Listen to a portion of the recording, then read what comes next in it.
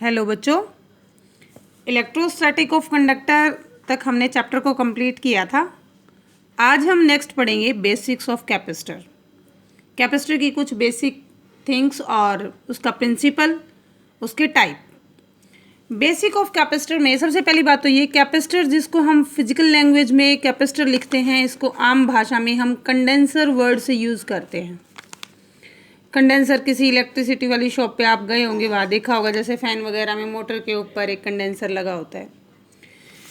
Capacitor actually क्या है, अगर हम सिंपल लैंग्वेज में कहें, the capacity to store the charge, यानी कि हमारे पास कोई कंडक्टर होगा और वो अपने अंदर चार्ज को कितना स्टोर कर पाता है, उसकी कैपेसिटी को हम कहेंगे कैपेसिटेंस और उस डिवाइस को हम कहेंगे कैपेसिटर। लास्ट वीडियो में हमने पढ़ा था that Q is equal to C V, यहाँ से C आ गया था Q बाई V। मीन्स जो कैपेसिटेंस है वो इन्वर्सली प्रोपोर्शनल होती है पोटेंशियल के। जितना ज़्यादा आप चार्ज स्टोर करेंगे ऑब्वियसली कैपेसिटी बढ़ जाएगी, लेकिन अगर आप कैपेसिटी ज़्यादा बढ़ाना चाहते हैं you have to reduce the potential. और इसी थिंग का यूज़ करते हुए हम आज इसके प्रिंसिपल को डिस्कस करेंगे। प्रिंसिपल ऑफ कैपेसिटर में हम ये पढ़ेंगे किसी भी कैपेसिटर को हम डिज़ाइन कैसे करेंगे, बनाएंगे कैसे। एक्चुअली अकेला जो कंडक्टर होता है वो इतना ज़्यादा चार्ज अपने अंदर स्टोर नहीं कर पाता। अगर हमें लार्ज कैपेसिटेंस बनानी है तो हमें सिंगल कंडक्टर की बजाय दो कंडक्टर चाहिए होंगे। जैसे मान लीजिए ये कोई कंडक्टिंग मेटालिक प्लेट है जिस पे पॉजिटिव चार्ज है। अगर हम इसको किसी सर्कल में या लूप में या किसी दूसरे डिवाइस में फॉर्म में इसको ढाल लें तो इसकी सिंगल की इतनी कैपेसिटी जितनी ज़्यादा नहीं होगी चार्ज को स्टोर करने की, जितनी की दो मेटालिक स्ट्रिप लग के ज़्यादा बन पाएगी। अब देखिए प्रिंसिपल ऑफ कैपेसिटर में स्टेप्स हैं। हम एक मेटालिक प्लेट लेंगे, let it is a having positive charge. आपको पता होगा कि कैपेसिटेंस को बढ़ाने के लिए आपको पोटेंशियल रिड्यूस करनी है। अब देखिए इसमें पॉजिटिव चार्ज है तो इसकी पॉजिटिव पोटेंशियल है। हम इसके पास एक न्यूट्रल प्लेट लेकर आते हैं, keeping some distance D. Let the area of cross section of this arrangement is A. Then ये जो न्यूट्रल मेटालिक प्लेट है, देखिए इनके बीच इंडक्शन होगी। ये पॉजिटिव चार्ज क्या करेगा, इस पे नेगेटिव चार्ज इंड्यूस कर देगा। जितना यहाँ नेगेटिव इंड्यूस हो रहा है उतना ही यहाँ पे पॉजिटिव चार्ज बनेगा न्यूट्रलाइजेशन के लिए। फिर नेक्स्ट स्टेप में हम इस पॉजिटिव चार्ज की अर्थिंग कर देते हैं, शेयरिंग कर देते हैं अर्थ के साथ।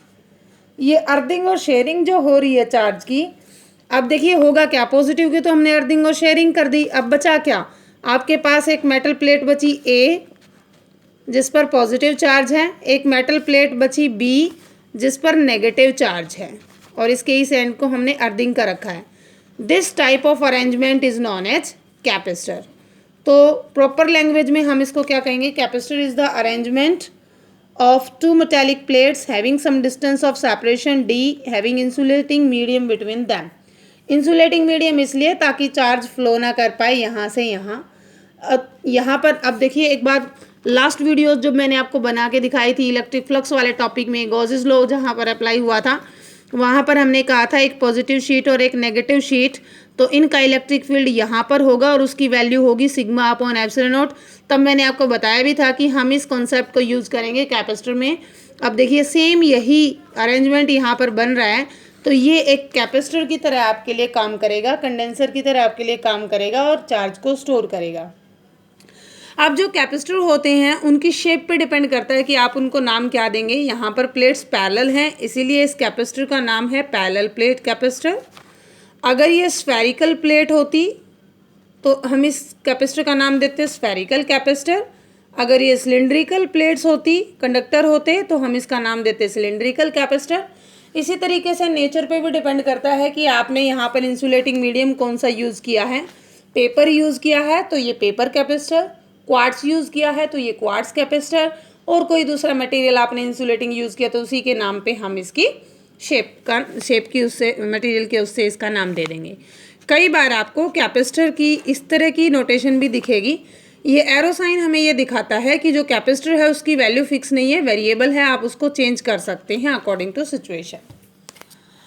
अब देखिए हमने यहाँ पर क्या देखा कि जो ये पॉजिटिव प्लेट थी, ये नेगेटिव थी, ये पॉजिटिव थी, पॉजिटिव की हमने अर्थिंग कर दी तो ये नेगेटिव प्लेट होगी, यहाँ पे नेगेटिव पोटेंशियल होगी, यहाँ पे पॉजिटिव पोटेंशियल होगी। तो ओवरऑल पोटेंशियल रिड्यूस हो गई, कम हो गई। देखिए दोनों सब्ट्रैक्ट होंगी तो पोटेंशियल कम होएगी। जैसे ही पोटेंशियल कम होती है, आपने देखा जैसे ही पोटेंशियल को हम कम करेंगे कैपेसिटेंस बढ़ जाएगी।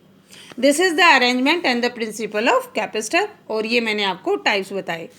अब एक छोटा सा टॉपिक आपकी बुक में है कि आप किस तरीके से किसी आइसोलेटेड स्फेरिकल कंडक्टर की कैपेसिटी निकालेंगे। आइसोलेटेड स्फेरिकल कंडक्टर, मान लीजिए ये कोई स्फेरिकल कंडक्टर है, आइसोलेटेड है, इसकी रेडियस मान लीजिए r है और इस पे चार्ज q है। अब देखिए क्योंकि कंडक्टर के अंदर तो कोई चार्ज होगा नहीं, सारा सरफेस पे डिस्ट्रीब्यूटेड होगा, लेकिन जो इलेक्ट्रिक लाइन ऑफ फोर्स है वो परपेंडिकुलर रहेंगी सरफेस पे, तो ये हमें अपीयर ऐसे होती हैं जैसे सेंटर से आ रही हूँ। ओके, अब इसकी कोई कैपेसिटी निकालने के लिए कहे तो इसका पोटेंशियल क्या होगा, आप जानते हैं K Q by R, 1/4 pi epsilon naught, K की वैल्यू क्यू बाई आर। मान लीजिए एयर या वैक्यूम में हमने इसको रखा हुआ है, हमें चाहिए सी हमारा होगा क्यू बाई वी, क्यू तो क्यू है ही, ये वी की वैल्यू पुट कर दो, Q by 4 pi epsilon not R, Q से क्यू कैंसिल, तो सी की वैल्यू हो गई 4 पाई एप्सिलॉन नॉट आर, तो C is equal to 4 pi epsilon not r. ये किसी भी आइसोलेटेड स्फीयर की कंडक्टर की कैपेसिटेंस होगी। अब यहाँ पर दो बातें देखने को मिल रही हैं, 4 पाई तो कांस्टेंट है, एप्सिलॉन नॉट परमिटिविटी है वैक्यूम या एयर की, आप जानते हैं। अगर हम इसकी जगह कोई मीडियम फिलअप कर देते हैं तो एप्सिलॉन एम पे डिपेंड करेगा, सी तो मीडियम पे भी डिपेंड करता है, और दूसरा डायरेक्टली डिपेंड करता है रेडियस पे। जितना ज़्यादा आप अपने कंडक्टर की रेडियस लेंगे कैपेसिटी उतनी ही ज़्यादा होगी। अब मीडियम की अगर हम बात कर रहे हैं तो आपको याद होगा के की value epsilon over epsilon naught, permittivity in medium to the vacuum, तो ये के पे भी डिपेंड करता है। दूसरा जो कैपेसिटेंस है स्फेरिकल कंडक्टर की डायरेक्टली प्रोपोर्शनल है रेडियस के। अब यहाँ से आप चाहो तो एप्सिलॉन नॉट की नई यूनिट निकाल सकते हो। देखो कैपेसिटेंस की यूनिट फैराड होती है, रेडियस की यूनिट मीटर होगी, तो आप एप्सिलॉन नॉट की नई यूनिट फैराड पर मीटर भी कह सकते हो, कहीं पे आपको ये भी देखने को मिल सकता है। ओके, अब नेक्स्ट है हमारे पास, ये कंसेप्ट क्लियर हो गया। अगर कोई हमसे पूछे कि हमारी अर्थ का कैपेसिटेंस कितना होगा, अगर हम अर्थ जितना बड़ा एक कैपेसिटर बना लें तो आर की वैल्यू कितनी होगी, 6400 किलोमीटर। 4 पाई एप्सिलॉन नॉट की वैल्यू आपको पता ही है, तो 1/9 इंटू 10⁹ इंटू आर होगा 6400 किलोमीटर 10⁻3। जब इस पूरे को सिंप्लीफाई करते हैं तो ये आता है 1711 इंटू 10⁻⁻6 फैराड। अगर अर्थ जितना बड़ा कैपेसिटर भी अगर हम बनाएं तो भी उसकी कैपेसिटी 711 माइक्रो फैराड आती है। तो इससे आपको ये पता चल गया होगा कि फैराड कोई छोटी मोटी यूनिट नहीं है, इट इज़ लार्ज वन। मैंने आपको लास्ट वीडियो में बताया भी था, हम पिको फैराड या माइक्रो फैराड के कैपेसिटर यूज़ करते हैं, क्योंकि फैराड की यूनिट का, फैराड वैल्यू का कैपेसिटर ऑब्टेन करना it's very hard and it's very difficult. Okay, thanks for watching. अपने टॉपिक को अच्छे से क्लियर करते रहें, बुक्स को ज़रूर पढ़ते रहें and utilize your time. Thank you.